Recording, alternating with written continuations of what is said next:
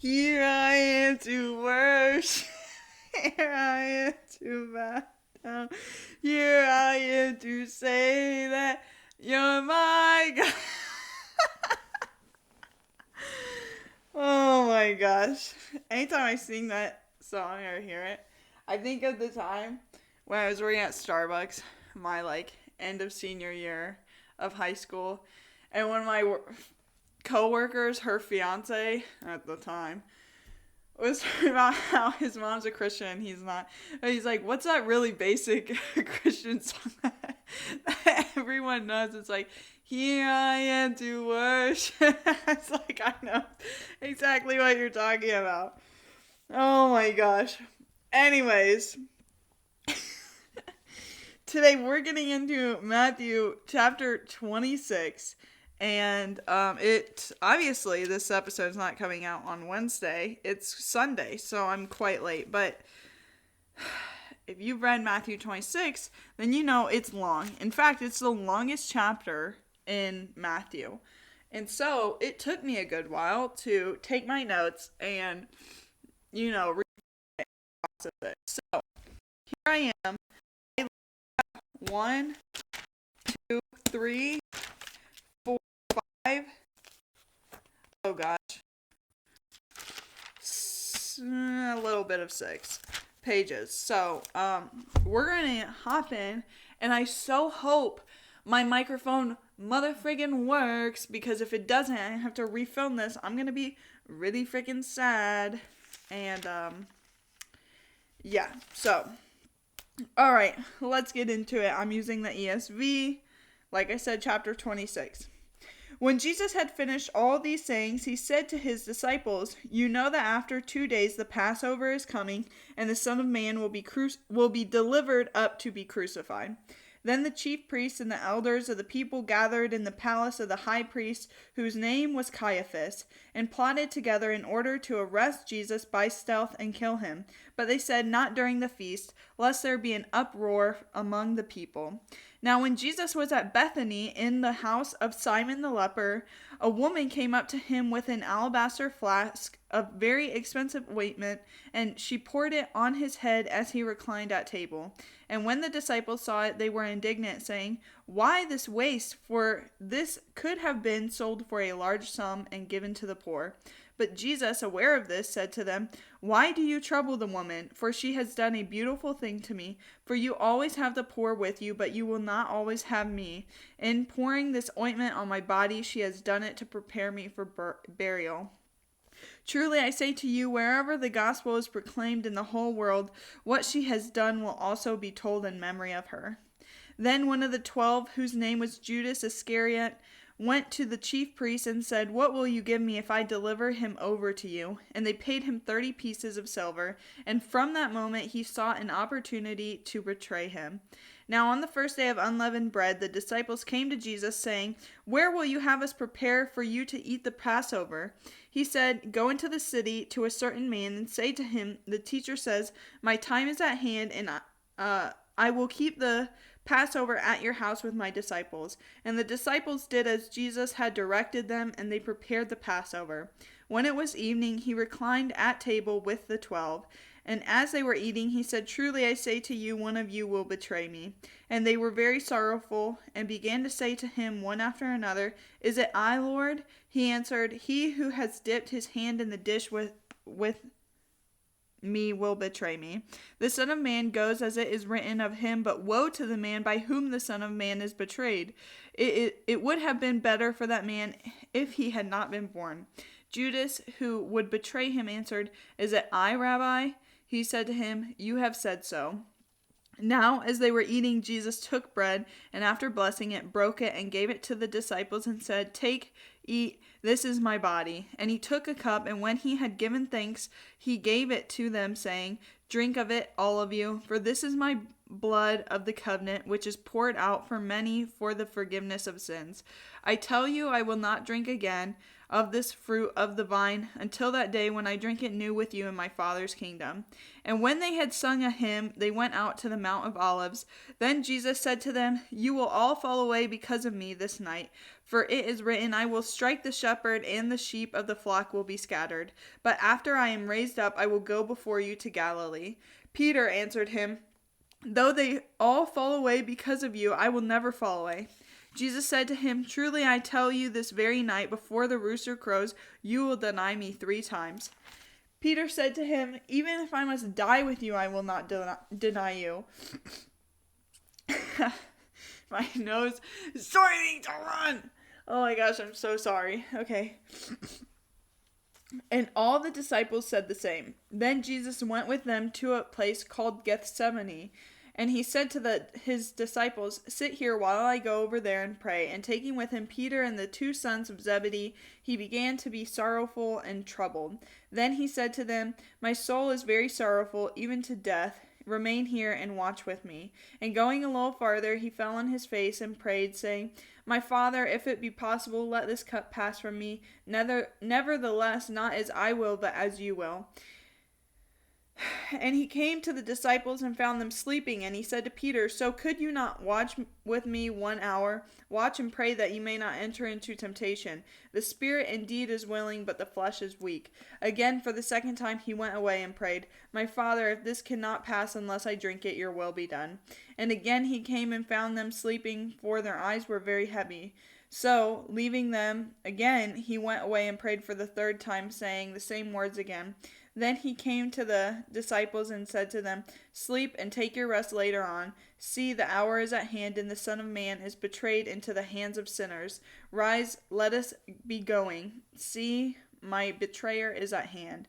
While he was still speaking, Judas came, one of the 12, and with him a great crowd with swords and clubs from the chief priests and the elders of the people. Now the betrayer had given them a sign, saying, The one I kiss is the man, seize him. And he came up to Jesus at once and said, Greetings, Rabbi, and he kissed him. Jesus said to him, Friend, do what you came to do. Then they came up and laid hands on Jesus and seized him. And behold, one of those who were with Jesus stretched out his hand and drew his sword and struck the servant of the high priest and cut off his ear. Then Jesus said to him, Put your sword back in its place, for all who take the sword will perish by the sword. Do you think that I cannot appeal to my Father, and he will at once send me more than 12 legions of angels? But how then should the scriptures be fulfilled that it must be so? At that hour, Jesus said to the crowds, Have you come out as against a robber with swords and clubs to capture me? Day after day I sat in the temple teaching, and you did not seize me. But all this has taken place that the scriptures of the prophets might be fulfilled. Then all the disciples left him and fled. Then those who had seized Jesus led him to Caiaphas the high priest, where the scribes and the elders had gathered, and Peter was following him at a distance, as far as the courtyard of the high priest. Going inside, he sat with the guards to see the end. Now the chief priests and the whole council were seeking false testimony against Jesus, that they might put him to death, but they found none. Though many false witnesses came forward, at last 2 came forward and said, This man said, I am able to destroy the temple of God and to rebuild it in 3 days. And the high priest stood up and said, Have you no answer to make? What is it that these men testify against you? But Jesus remained silent, and the high priest said to him, I adjure you by the living God, tell us if you are the Christ, the Son of God. Jesus said to him, You have said so.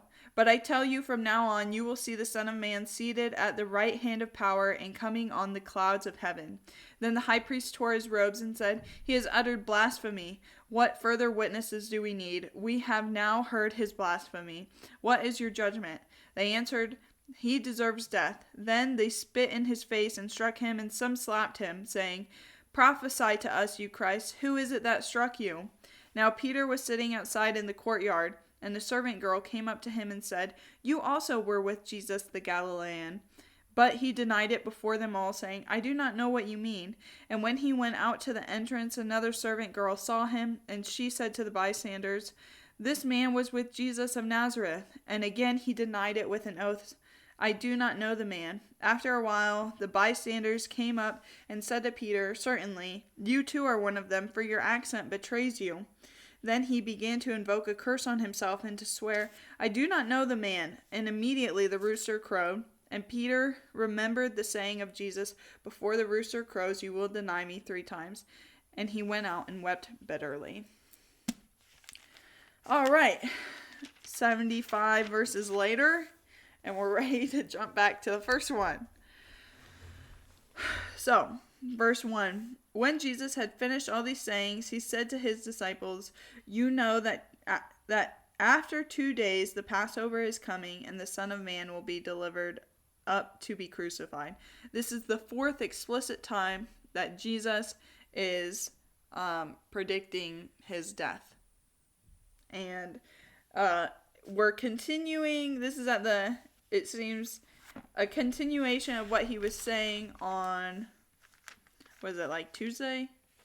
When he gives the long speech he does the 7 woes to the Pharisees, and then he warns the disciples of false teachers and to be prepared for his return. Guess whose microphone stopped working? This girl.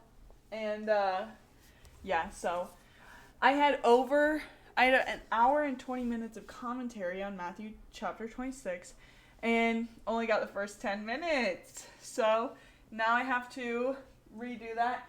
Bandit is sitting obviously in my spot. He is very nervous right now because they just checked the fire alarms, and Bandit does not like them. So he's just going to sit right here and relax. Isn't that right? You want to lay down? Lay down. Lay down. Good boy. You are a very good boy. All right. Hopefully my microphone does not give out. But in the case it does, let's jump back in. I left off on verse 2. So we're going to continue in verse 3. Oh, and my Bible's not even there. Alright, now Bandit. Okay. You guys just might not see me or hear me as well this episode, and I don't care. Verse 3. Then the chief priests and the elders of the people gathered in the palace of the high priest, whose name was Caiaphas, and plotted together in order to arrest Jesus by stealth and kill him.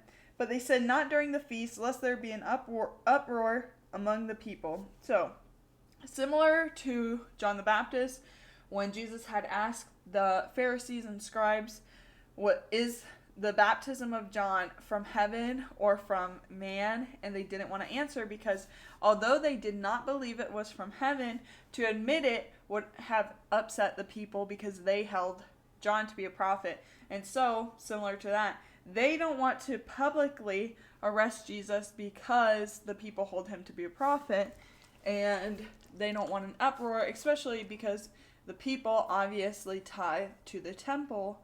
And I mean, it literally says the people, the small group that is plotting against Jesus, gathered in the palace of the high priest. And so, that would have been bad for Caiaphas. He would not have gotten all the money that he, so dearly loves if they were found of their corruption. So, all right, verse 6. Now, when Jesus was at Bethany in the house of Simon the leper, before I go any further, you might be thinking, who is Simon the leper? We haven't heard of him before, and you're right. He is nowhere else besides in this little section. Simon the leper was a leper. He had leprosy. Obviously, though, at this point in time, he does not have leprosy, and we can assume that safely because if he did have leprosy, the disciples and others would not be reclining with him eating dinner together because he would have been deemed unclean. So it's safe to bet that he was probably one of the lepers that Jesus healed, and now they're hanging out with him in Bethany. While this sounds like it's taking place on the night or during the day leading up to the Last Supper, this actually took place on Saturday, the night before the Sunday when Jesus had the triumphal entry into Jerusalem. However, during the week that's leading up to Jesus's crucifixion, he is staying in Bethany with Lazarus at their house. But yeah, in this case, they're at the house of Simon the leper. And, yeah.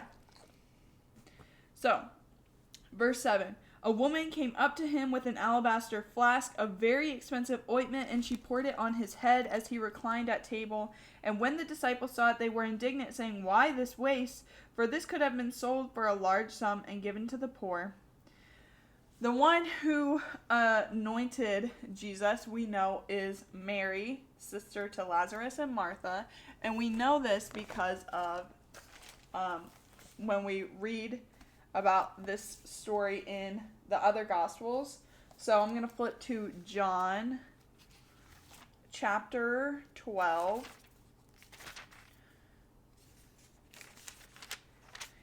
And starting from verse... Actually, I'm just going to start from verse 1.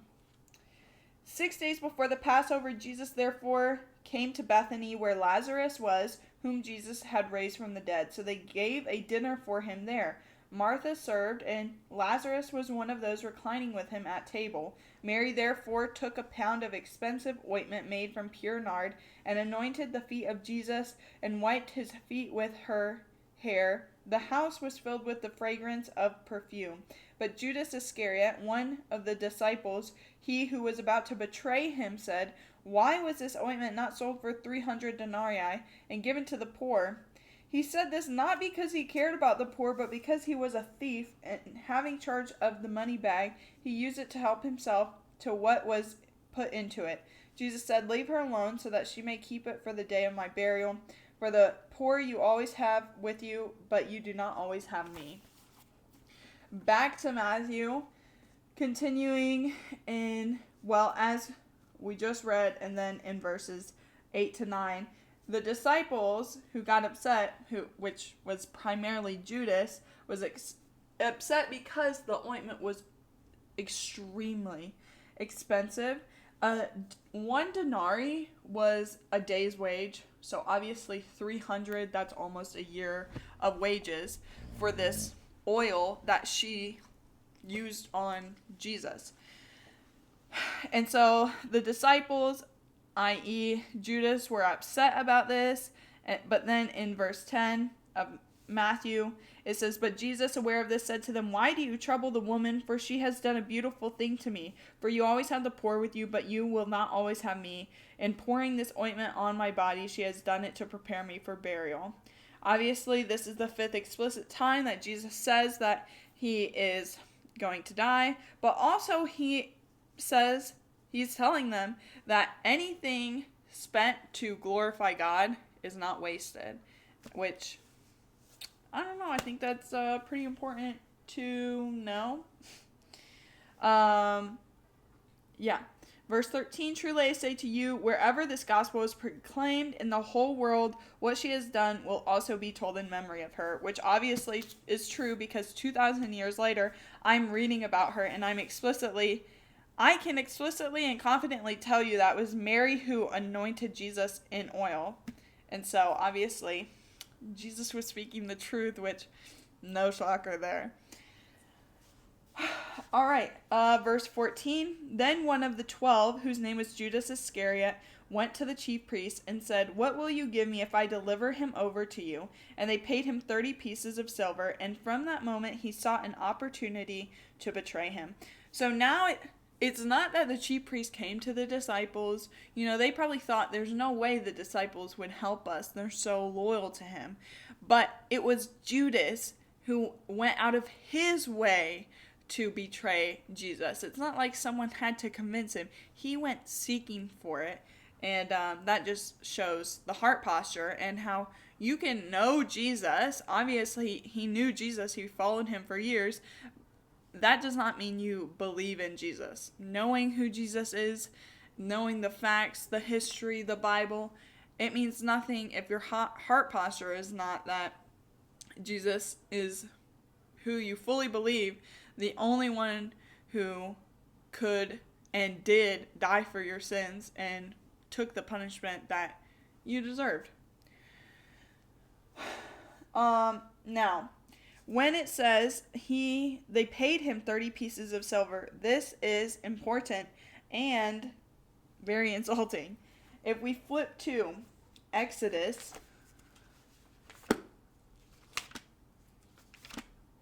I flipped way too far. Okay.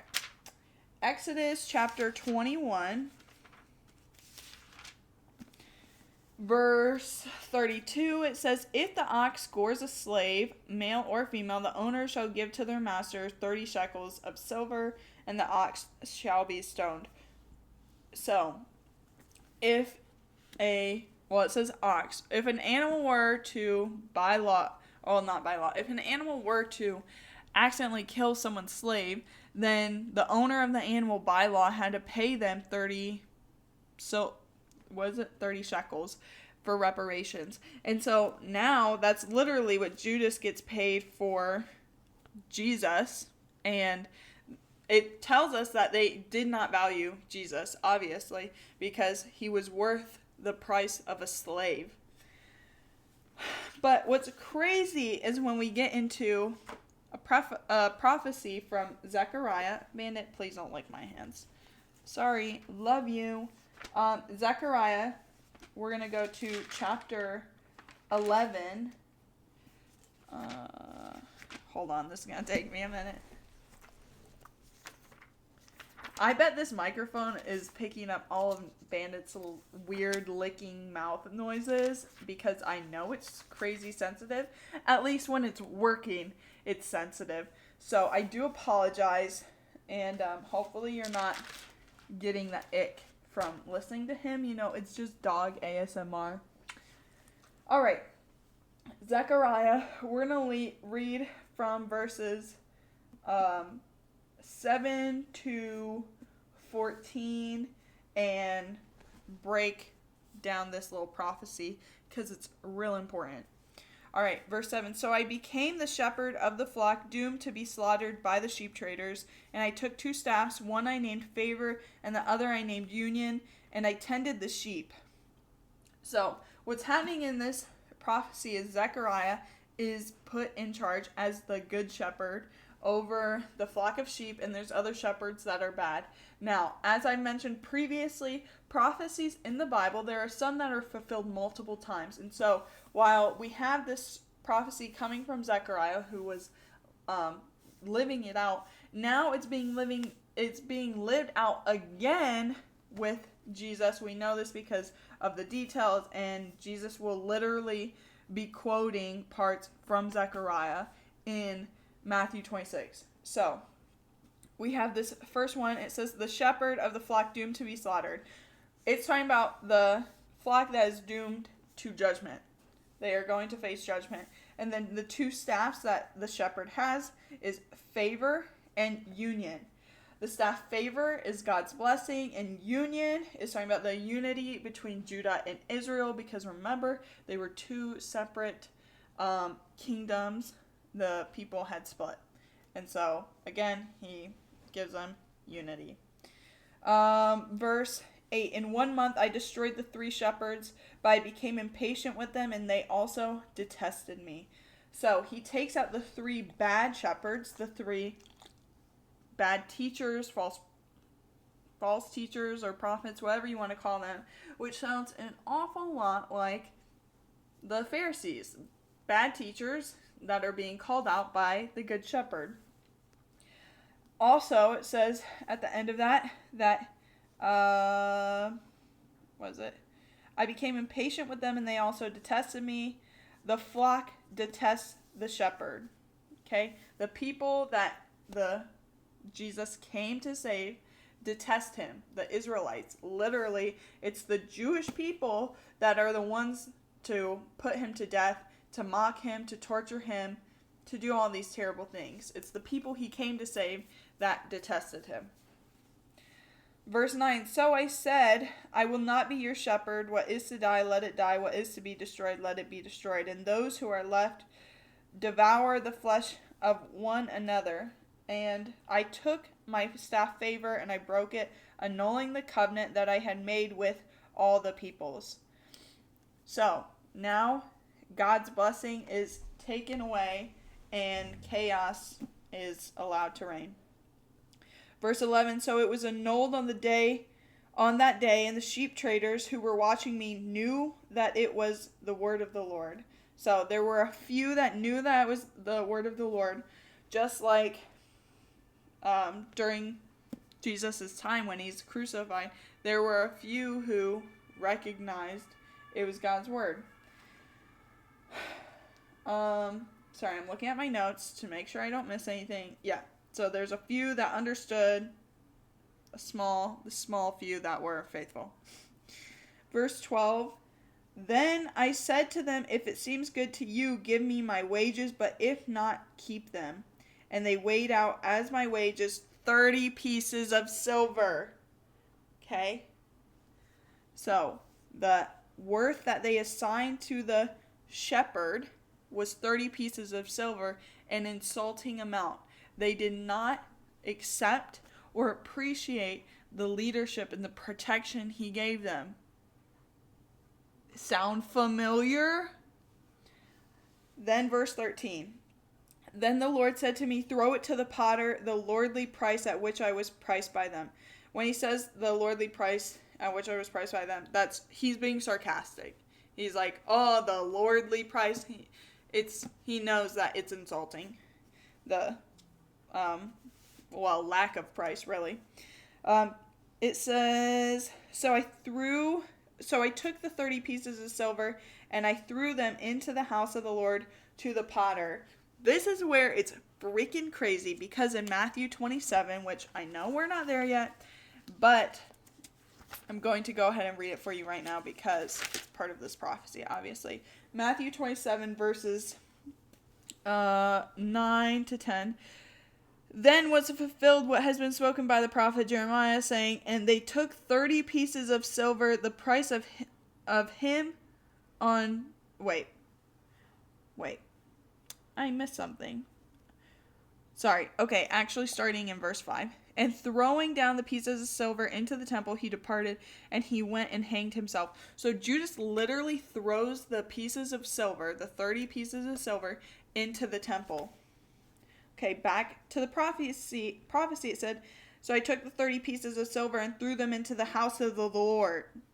Okay, and then later on, verse 10,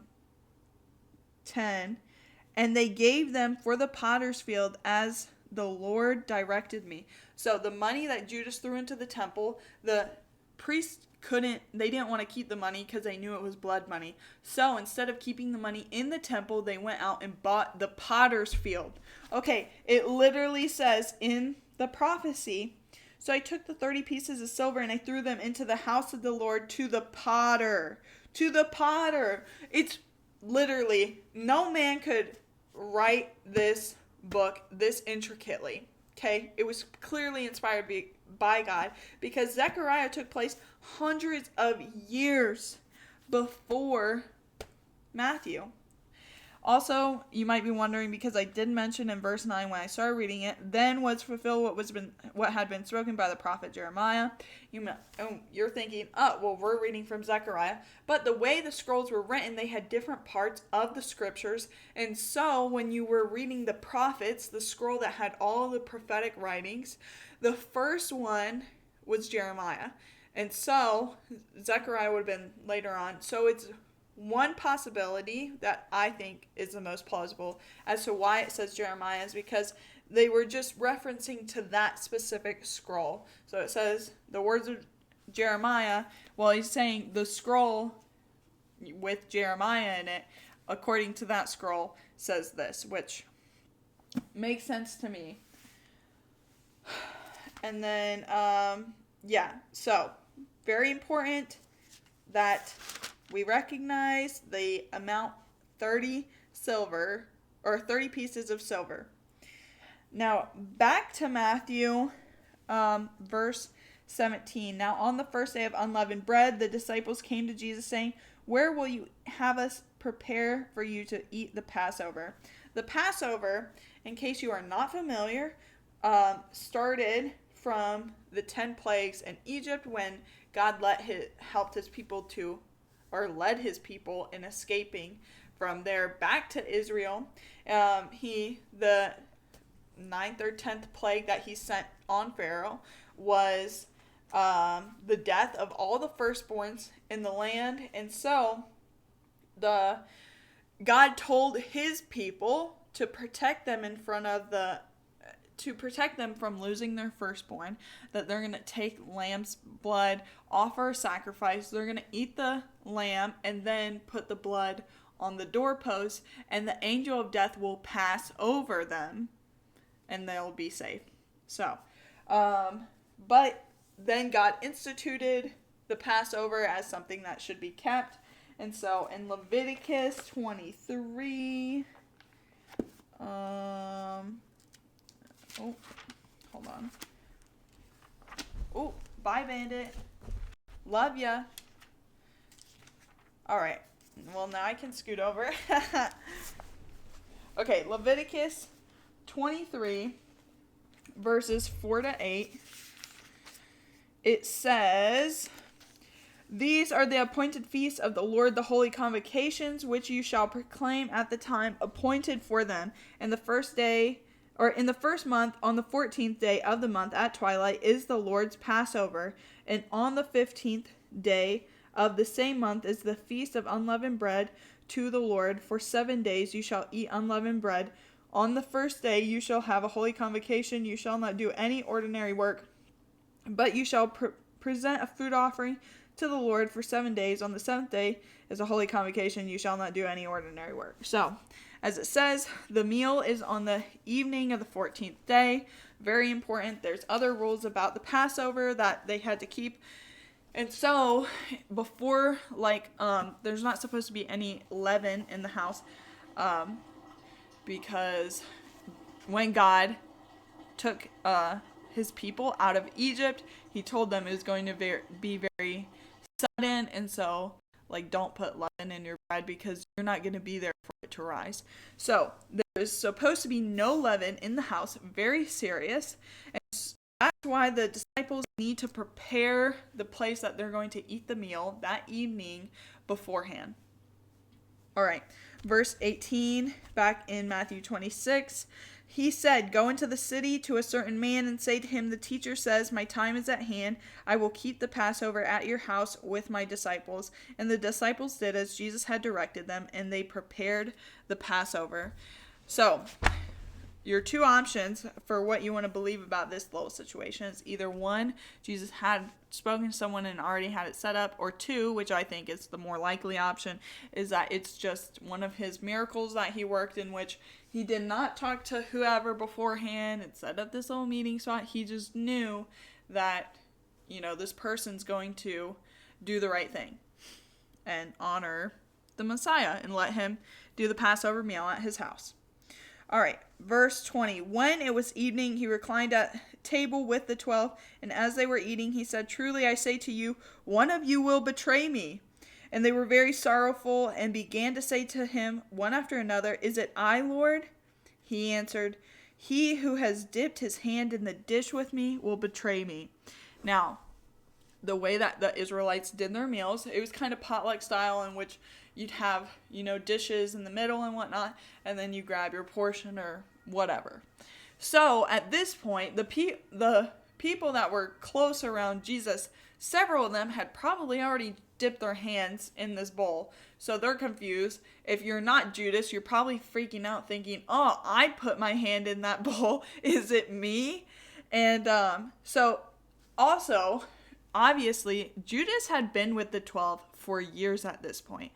So it was not obvious to them that Judas would betray him, clearly, because no one has any idea that it was Judas. It was not until after the fact that they realized it was him. So before all this time, again, he knew Jesus. He was doing all the right things, checking the boxes. His outward life looked great, but the inward heart posture was not there, clearly.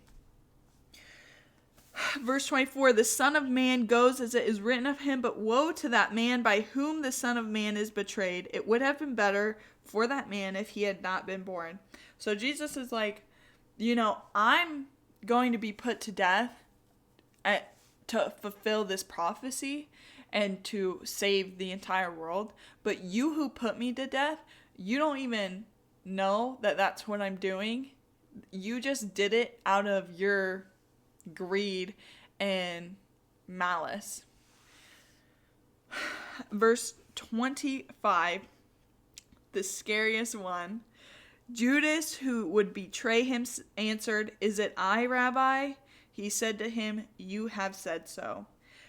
Before, in verse 22, 22. All the disciples, the other 11, ask, "Is it I, Lord? Lord?" They fully believe that Jesus was the Messiah. They called him Lord, except Judas. Judas never accepted Jesus as the Messiah. And it's evident in that he says, "Is it I, Rabbi? Is it I, teacher?" Yeah. And at the end of that, Jesus answers, "You have said so." He says this saying twice in Matthew 26, and it puts the responsibility on to the speaker. It's basically like, well, not my words. What's the saying? It's, "Oh, your words, not mine." Where it's like, okay, well, it didn't come out of my mouth, but yeah, I agree or whatever. That's the same thing, basically. Jesus is like, well, I didn't say explicitly you are, but I do agree that you are. All right, verse 26. Now, as they were eating, Jesus took bread and after blessing it, broke it and gave it to the disciples and said, "Take, eat. This is my body." Now, I became a Christian when I was 18 or 19, probably more sincerely when I was 19 or closer to that. And as someone who did not grow up in the church, when I do communion, especially at the church I'm at now, which does it in a very liturgical style, not my favorite taste of it, but it's not about me, it's about the Lord. And when they're like, "Oh, take, eat, this is my body," and then like, "Drink, this is my blood," blah, blah, blah. If I take the lens of an outsider, of someone who's not a Christian, I cannot see how we look like a cult when we're saying, "Oh yeah, we're eating his body and we're drinking his blood." That seems awfully weird to me. I get it. That makes sense to me. But if we have the context, it makes a little more sense as to why we do that. So in Exodus, the actual story of the first Passover, the Lord tells Moses, let me read it from chapter 12, verses 7 to 10. It says, "Then they shall take some of the blood and put it on the 2 doorposts and the lintel of the house in which they eat. They shall eat the flesh that night, roasted on the fire, with unleavened bread and bitter herbs. They shall eat it. Do not eat any of it raw or boiled in water, but roasted, its head with its legs and its inner parts. And you shall let none of it remain until the morning. Anything that remains until the morning you shall burn."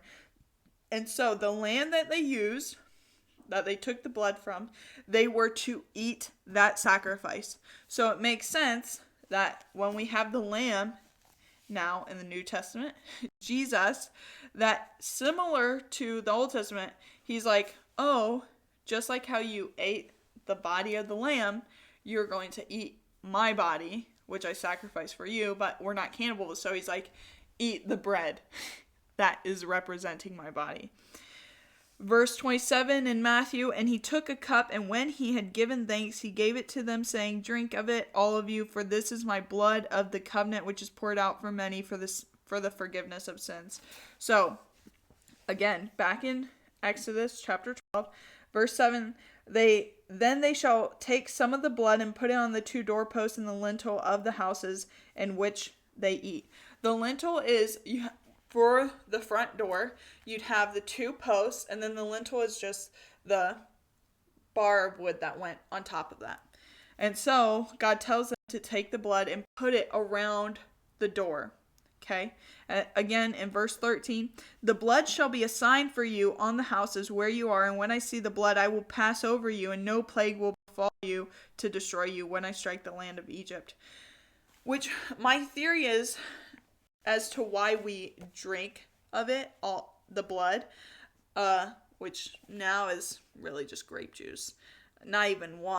We've downgraded, but because okay, here's my theory, and take it with a grain of salt. There's no research into it at all, but the door is the entrance to the house. We drink the blood because it's kind of the entrance into our bodies and our spirit. You might be thinking, Gabby, no, you're wrong. That doesn't make any sense. Now, I can't technically argue with that, but my thought process is there's a lot of verses that talk about your mouth being the source of sin, or like your mouth is the reflection of your spirit, and that if you aren't saved, the way you talk, the way you use your mouth is going to reflect that.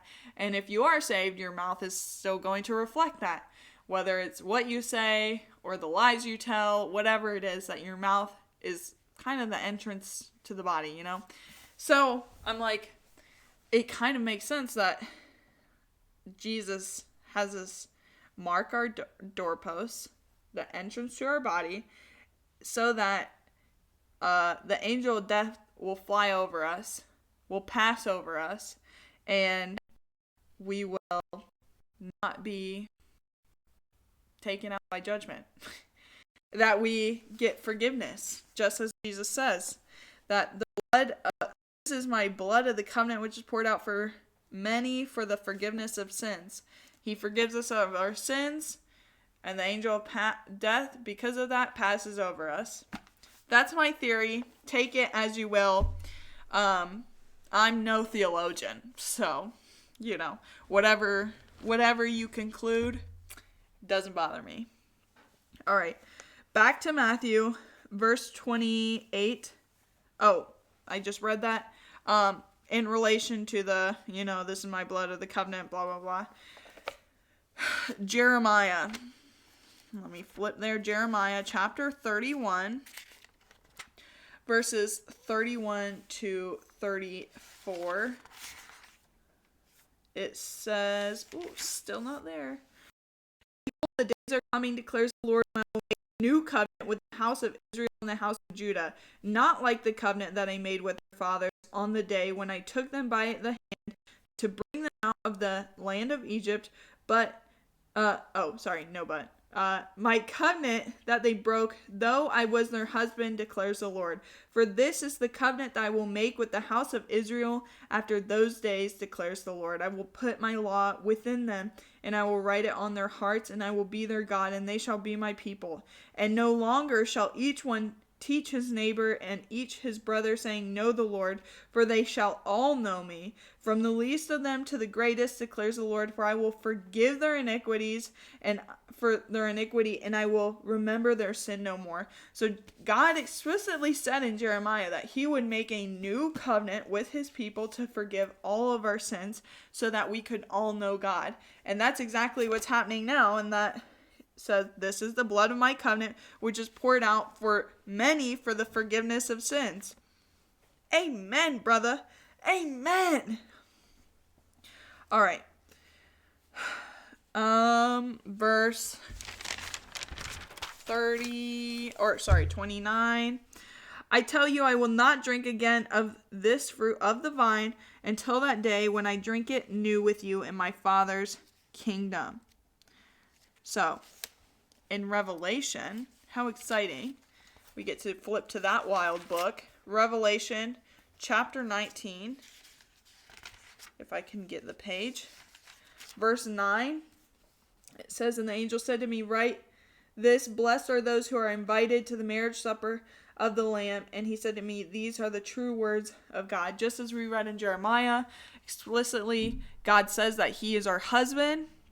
And now Jesus is telling us that he's not going to drink of this wine until he drinks it new in his Father's kingdom.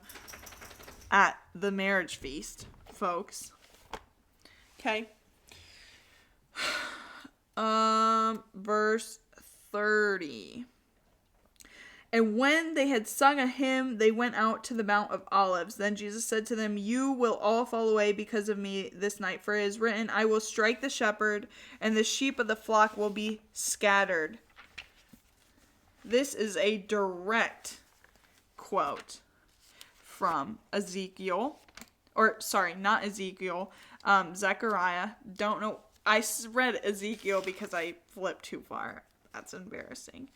Okay. Zechariah 13, verse 7 says, "Awake, O sword, against my shepherd, against the man who stands next to me, declares the Lord of hosts. Strike the shepherd, and the sheep will be scattered." That's exactly it. They're going to strike the good shepherd, and his sheep, the disciples, will be scattered. They will flee. Verse 32. "But after I am raised up, I will go before you to Galilee." So Jesus says, tonight you're all going to flee from me, but I'm going to gather with you all once again in Galilee. Verse 33, Peter answered him, "Though they all fall away because of you, I will never fall away." Jesus said to him, "Truly I tell you, this very night before the rooster crows, you will deny me 3 times.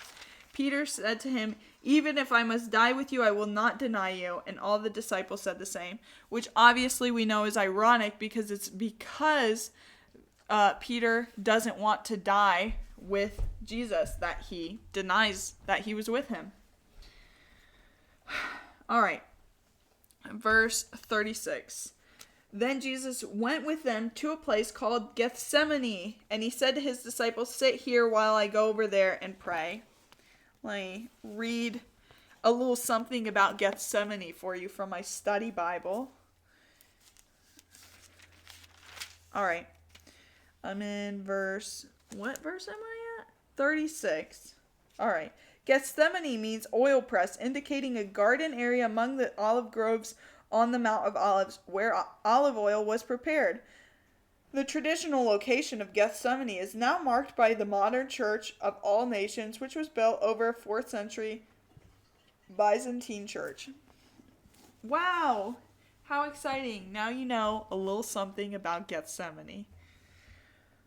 Alright, verse 37.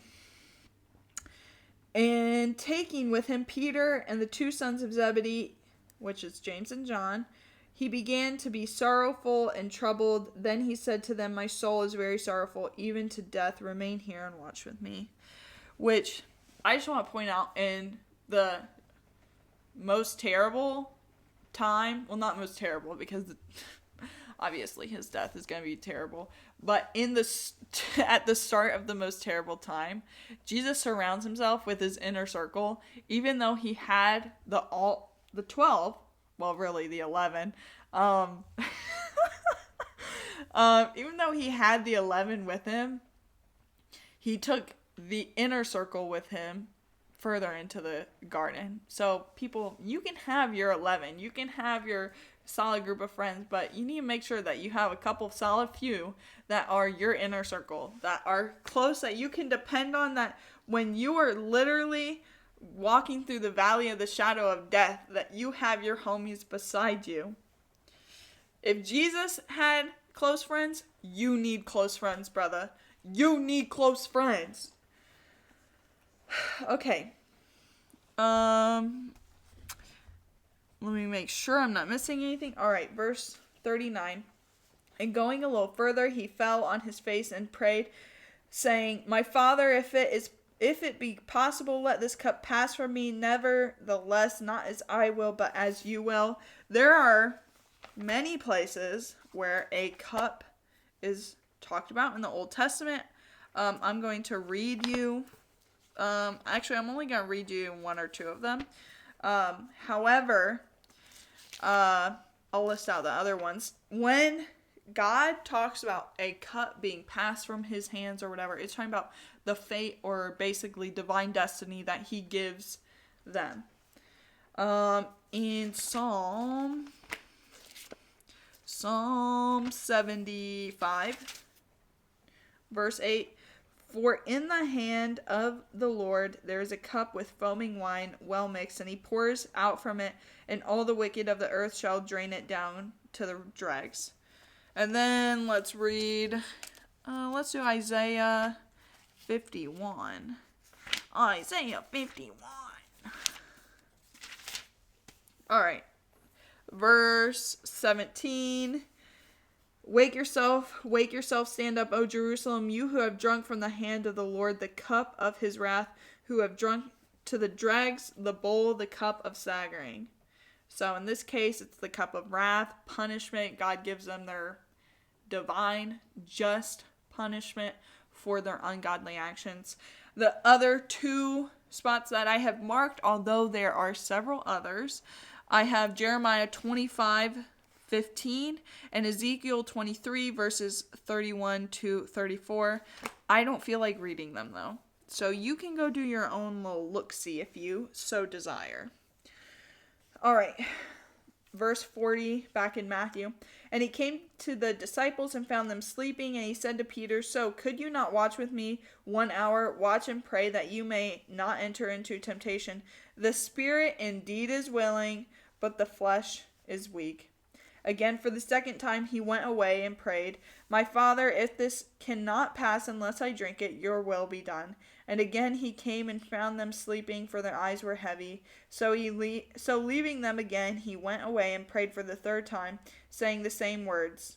I just want to point out that Jesus never asked, he does ask if there's a different way, but he doesn't ask to, make his own way. He just asks if there's a different way that's still in line with God's will, because he desires to do God's will. And that's why he's like, if I can't do it a different way and fulfill your will, then I'm going to stay the course, because that's what I want to do. I want to follow your plan, God, not mine. Then he said to the disciples then he came to the disciples and said to them, sleep and take your rest later. See, the hour is at hand, and the Son of Man is betrayed into the hands of sinners. Rise, let us be going. See, the betrayer is at hand. So this is literally right now Jesus taking the cup. Verse 47. While he was still speaking, Judas came, one of the 12, and with him a great crowd with swords and clubs from the chief priests and the elders of the people. Now the betrayer had given him a sign, saying, the one I want, this is the man, seize him. And he came up to Judas at once and said, greetings, Rabbi, and he kissed him. This might sound really weird that he kissed him. Obviously today, depending on where you're from, you might think that's a little gay. But during this time, and honestly, in other places around the world, a kiss was a greeting. You weren't kissing them on the lips. It'd be like a little cheek kiss, or like you put your cheeks together and kiss the air. And I think in French it's called un bise. And we actually did this in Brazil. I remember when I first went to Brazil, and the people I was staying with, Guy and Gracie, Guy did it. And that was my first time that someone had done that to me. And I stood there like an idiot, and they started laughing. Not in a mean way. And then they had to teach me how to do it. And they're like, if it's a girl to girl or girl and guy greeting each other, you do the kiss. If it's two guys, you don't, because I guess that's gay. But at least in Brazil. In other countries, I think in Israel and some of the Middle East, they might still do that greeting. But yeah, it was obviously because I was a girl. No matter who I was greeting, every single time I would do the. Sometimes one was like, if you did just, it's like chill. It's just a brief, casual greeting. But if it's it's like you really love the person. And then sometimes, especially the older women of the church who really loved me, they would actually kiss my cheeks. And I had one time I was really scared. She was trying to actually get me on the mouth, but I was quick. I am now on my third attempt to finish this mother freaking episode. And Bandit's here, per usual. And I'm dying inside. So, yeah, sorry, Bandit. Please just scoot over. Thanks, bud. Alright, well, when I left off, we were at verse 49. And Judas betraying Jesus. So, let's pick up at verse 50. Jesus said to him, "Friend, do what you came to do." According to my study Bible, friend represents Greek heteros, implying not the closeness and affection of the usual word friend philos, but only acquaintance and association. It was used previously by Jesus in parables concerning someone who has taken advantage of a privileged relationship, which certainly that is Judas, taking advantage of his privileged relationship to be close to the Messiah and selling him out. So yeah, he's not a friend anymore, he's just an acquaintance. Alright. Then they came up and laid hands on him, and they laid hands on Jesus and seized him. And behold, one of those who were with Jesus stretched out his hand and drew his sword and struck the servant of the high priest and cut off his ear. Lucky for us, we know who it is by flipping to John chapter 18. I'm trying to be quick so that I don't run out of storage on my phone. And I'm not that fast. Alright, John chapter 18, verse 10. Then Simon Peter, having a sword, drew it and struck the high priest's servant and cut off his right ear. The servant's name was Malchus. But then in Luke 22, it says, oh my gosh. Okay, Luke 22, verse 50. And one of them struck the servant of the high priest and cut off his right ear. But Jesus said no more of this, and he touched his ear and healed him. So literally the people that came to take him, that are going to mock him, that he knows are going to put him to death, when they're injured, he still heals them.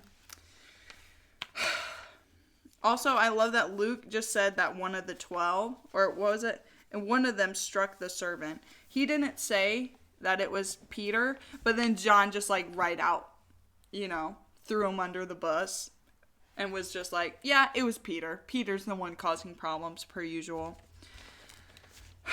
Okay. Hold on, I gotta see where my notes are at.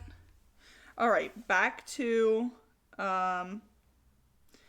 Matthew, verse 52. Then Jesus said to him, "Put your sword back in its place, for all who take the sword will perish by the sword." So he rebukes violence.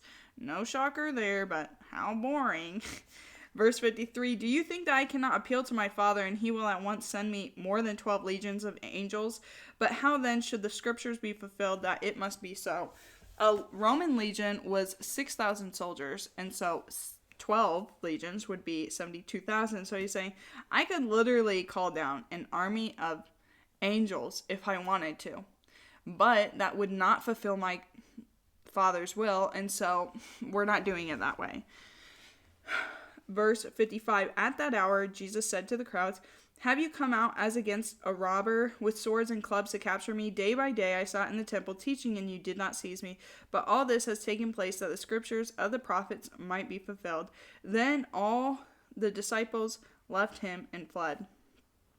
So he points out, I've been peaceful, and when I was out in public, you didn't try to come for me. Why is it that you now do it when it's dark and everyone's asleep? Oh, probably because you're corrupt and you know that the crowds would hold you accountable.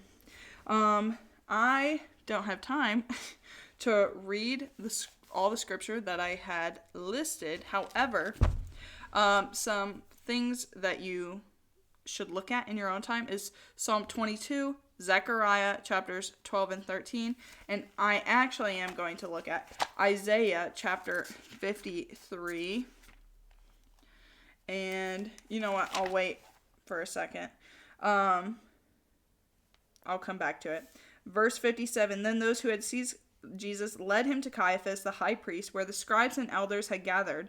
And Peter was following him at a distance as far as the courtyard of the high priest. And going inside, he sat with the guards to see the end. So remember Caiaphas and his palace. So there's a courtyard. That is where Jesus is sitting, I believe, and or not Jesus, Peter, and everyone, we talk about Peter denying Jesus 3 times, and we know he got right with God and whatever. But you know what? He tried. Everyone else at this point, the 11, fled. Okay? Or actually, the 10 of the 12, because Judas is off doing, Judas things. And then that leaves 11. And now, out of those 11, 10 of them leave. So it's really just Peter left. And, he tried to be courageous and do the right thing. And was trying to be there for Jesus. And it just didn't go his way, man. Verse 59. Now the chief priests and the whole council were seeking false testimony against Jesus that they might put him to death, but they found none, though many false witnesses came forward. Now what's important to note is, let me read my study Bible note real quick. The whole council, Sanhedrin, need not denote all 70 members, but may just indicate those hastily assembled in the middle of the night. 23 members made a quorum. And when it's saying the Sanhedrin right here, it's talking about the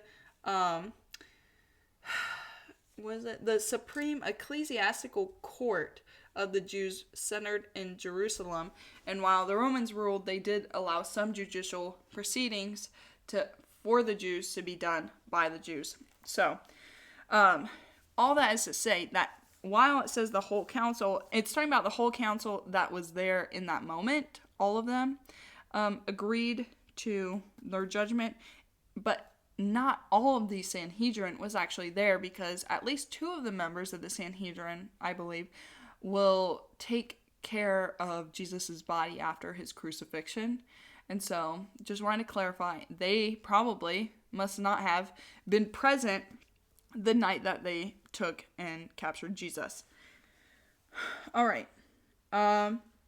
At last 2 came forward and said, "This man said, I am able to destroy the temple of God and to rebuild it in 3 days." Now, this is just simply an incorrect quote from John 2:19, if I could get there. All right.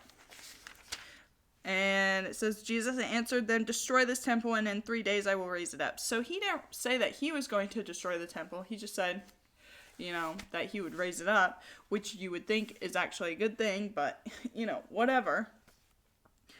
Verse 62, and the high priest stood up and said, "Have you no answer to make? What is it that these men testify you?" But Jesus remained silent. Okay, now I'm going to flip to Isaiah 53, because it says, "He was oppressed and he was afflicted, yet he opened not his mouth, like a lamb that is led to the slaughter, and like a sheep that before its shearers is silent, so he opened not his mouth. By oppression and judgment he was taken away. And as for this generation, who considered that he was cut off out of the land of the living, stricken for the transgression of my people, and they made his grave with the wicked, and with a rich man in his death, although he had done no violence, and therefore was no deceit in his mouth." I encourage you to read all of Isaiah 53, because it's all pertains to Jesus, and it's so obvious in its writing, but again, don't have time. Okay. And the high priest said to him, "I adjure you by the living God, tell us if you are the Christ, the Son of God." Jesus said to him, "You have said so." And so even though he doesn't technically say that I am the Christ, the Son of the living God, because he said, "You have said so," again, that defers the responsibility to the asker. So it's like, your words, not mine. So he kind of is confirming, which is why they freak out. And, But I tell you, from now on, you will see the Son of Man seated at the right hand of power and coming on the clouds of heaven. So Jesus is saying there's going to be a fulfillment of the prophecy from Daniel chapter 7, verse 13, which says, "I saw in the night visions, and behold, with the clouds of heaven there came one like a son of man, and he came to the Ancient of Days and was presented before him." All right, verse 65, "Then the high priest tore his robes and said, 'He has uttered blasphemy. What further witnesses do we need? You have now heard his blasphemy.'" You know what's ironic is that the high priest is going after Jesus, saying that he didn't follow the law and he did something illegal and therefore he must be punished. But if you flip to Leviticus chapter 21, it says in verse 10, the priest who is chief among his brothers, on whose head the anointing oil is poured and who has been consecrated to wear the garment, shall not let the hair of his head hang loose, nor tear his clothes. That's weird, because in verse 65 it says, then the high priest tore his robes. It's almost like he's not following the law. And then it says, verse 66, what is your judgment? They answered, he deserves death. Then they spit in his face and struck him, and some slapped him, saying, prophesy to us, you Christ, who is it that struck you? Now, if Jesus had been lying and he wasn't the Christ, then indeed it would be blasphemy, but as we know, he is not lying. But the punishment for blasphemy, again, if he had been lying, would be, let me read it for you. Verse 16, whoever blasphemes the name of the Lord shall surely be put to death. All the congregation shall stone him, the sojourners as well as the native. When he blasphemes the name, shall be put to death. Now it says they should stone him, though, for blasphemy. And clearly they did not stone him. They crucified him, which is a absolutely terrible way to go. So again, did not follow the word of God, although they make the word of God their argument. So they're hypocrites. All right, verse 69. Now Peter was sitting outside in the courtyard, and a servant girl came up to him and said, you also were with Jesus the Galilean. But he denied it before them all, saying, I do not know what you mean. And when he went out to the entrance, another servant girl saw him, and she said to the bystanders, this man was with Jesus of Nazareth. And again he denied it with an oath, I do not know the man. Do you remember in Matthew chapter 5, on the Sermon on the Mount, when Jesus says, he's talking about oaths, and specifically says that you don't need to take an oath because if you're a person of integrity, they'll believe you. And so now they obviously don't believe Peter because he's lying, and he takes an oath trying to make it look like he's not lying, but he's not. And so it confirms that you don't need to take an oath if you're not lying. And I just find that really interesting. Okay, verse 73, after a little while, the bystanders came up and said to Peter, certainly you too are one of them, for your accent betrays you. What's interesting is that all of the disciples and Jesus were from Galilee and had the Galilean accent except one. Do you want to take a wicked guess as to who didn't have the accent? If you said Judas, you're right. Verse 74, then he began to invoke a curse on himself and to swear, I do not know the man. And immediately the rooster crowed. When he said the curse or swear, it was most likely something to the extent of, God, if I'm lying, strike me down. And, clearly he's lucky that God did not do as he asked, because he would have been struck down. Verse 75, and Peter remembered the saying of Jesus before the rooster crows, you will deny me 3 times, and he went out and wept bitterly. All right, hopefully that's the freaking conclusion to Matthew chapter 26, because I've read it freaking 3 times now, and I don't want to read it anymore. I want to move on. Okay, that's it. Bye.